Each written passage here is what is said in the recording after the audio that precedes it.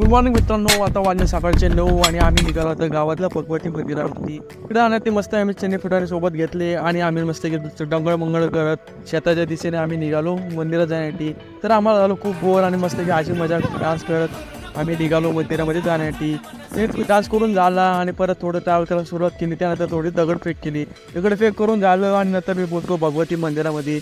आता जाऊन पाहतो काय पब्लिकच नाही. मस्त एकदम निवांतपणे दर्शन घेतलं.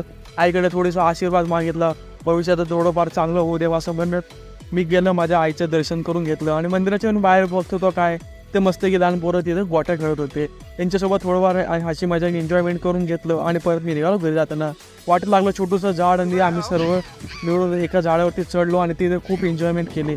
माकडं कुत्रा बैलांचे आवाज काढले आणि त्यानंतर भावाने बहिणींनी गुलाबी साडीवरती डान्स केला. त्यांचा डान्स मस्त की बघून झाला आणि नंतर आम्ही निघालो घरी जाण्यासाठी. मस्त आओ आओ चना खा के जाओ जाओ